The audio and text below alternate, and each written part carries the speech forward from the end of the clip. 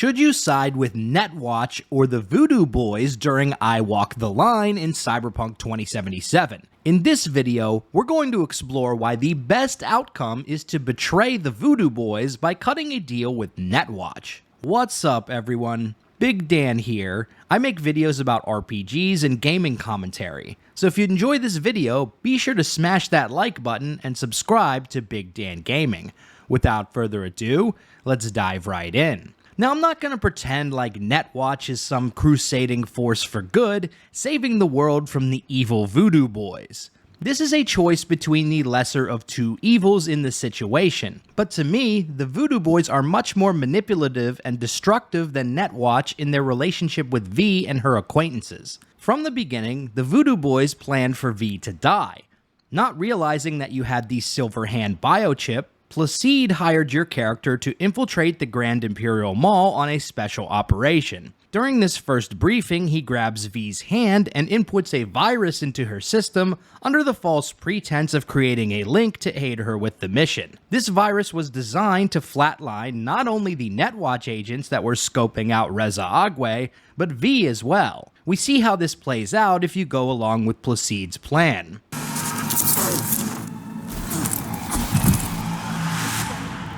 Hey V, you alright?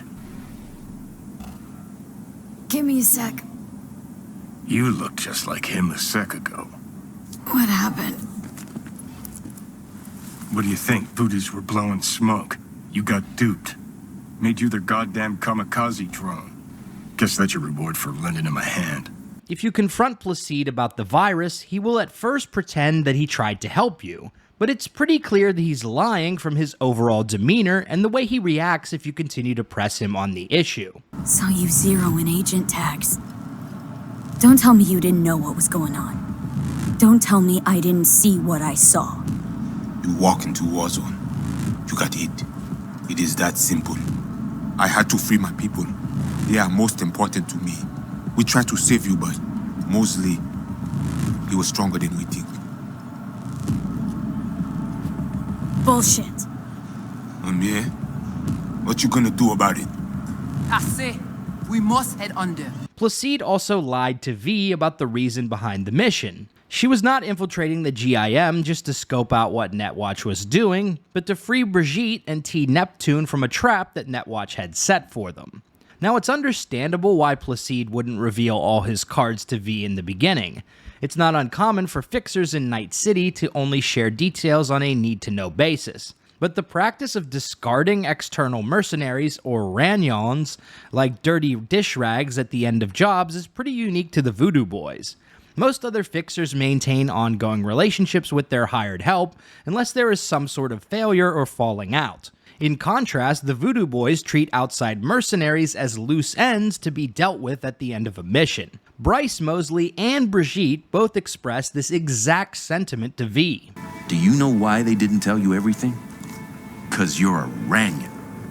That's what they call outsiders brought in for special jobs, floor rags. When you're no longer needed, they chuck you.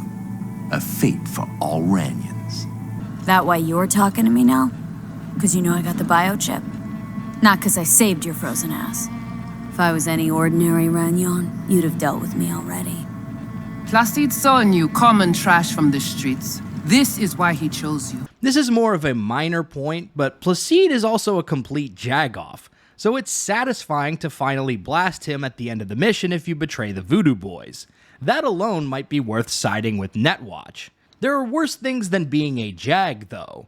The Voodoo Boys are also responsible for the death of Evelyn Parker. After Evelyn organized a heist to snatch the biochip out from under their noses, the Voodoo Boys launched a Netrunner attack on Evelyn and fried her cyberware. While this action did not kill her directly, it is the starting point for the complete hell that Evelyn underwent in the final weeks of her life.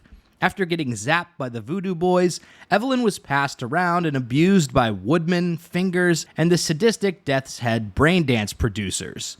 The trauma she underwent was too much to bear and led to Evelyn's tragic end in Judy's apartment. Now, you could make the argument that Evelyn brought this onto herself by organizing the heist in the first place and betraying the Voodoo Boys. Brigitte only hired Evelyn to scroll a braindance of Yorinobu Arasaka's penthouse apartment. So it only makes sense that the Voodoo Boys would retaliate after Evelyn put together a crew to steal the biochip for herself. But still, the fact remains that the Voodoo Boys kicked off the series of events that led to Evelyns' death when they launched a cyber attack on her at Clouds. The abuse that Evelyn endured afterwards would have all been averted if the Voodoo Boys hadn't attacked her. Now, you might not care all that much about Evelyn Parker, but these events also take a huge toll on Judy as well. She cares a great deal about Evelyn and suffers intensely because of how events unfold. And nobody f***s with my bae Judy and gets away with it. But isn't it better to side with the independent ragtag netrunners against the corporate lapdogs of Netwatch? The Voodoo Boys are mainly vilified for running an independent net outside corporate control. So wouldn't it be better to side against the corporations? Well, it's a bit more complicated than that. Like most of the gangs in Night City, the Voodoo Boys act entirely in their own self-interest. They didn't build Reza Agwe to benefit anyone outside their own organization.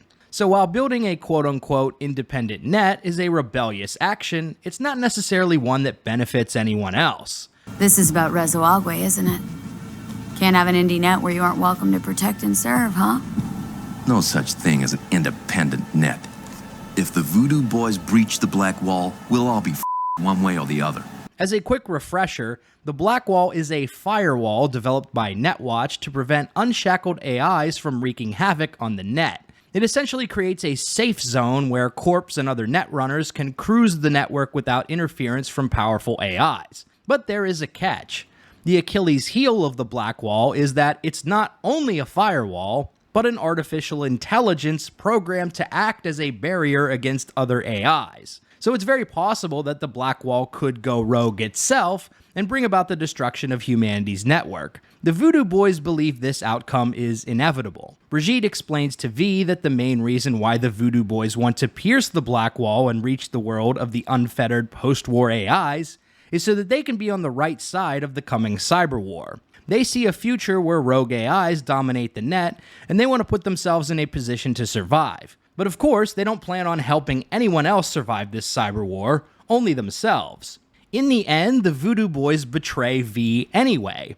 Brigitte promises to help V with the biochip if she helps them contact Alt Cunningham. But of course, this is another lie. She never planned on helping V to begin with. But not only that, it's extremely likely that the Voodoo Boys would have killed V after she helped them contact Alt. The only reason they let you walk out of their compound is because Alt demands it as a condition of helping them pass through the Black Wall. Voodoo Boys, what about them? They shall let you pass unharmed. Those were our terms. At the end of the day, the Voodoo Boys are two-faced bitches who don't deserve any help from V. If you side with Netwatch, Bryce Mosley places a virus tracker on V that compromises the Voodoo Boys network. This causes Alt to purge Brigitte and all her netrunner lackeys from the system. I think Johnny sums up this situation best when he says, Couldn't think of a more fitting end. Runner fucks had it coming. As much as it tickles me too, we got a Delta. Right, still got Mr. Grumps left. So there you have it. Why you should side with Netwatch over the Voodoo Boys in Cyberpunk 2077. If you like this video, be sure to subscribe to Big Dan Gaming for more Cyberpunk and RPG videos. Big shout out to all the channel members for supporting my content. Until next time, this has been Big Dan. I should go.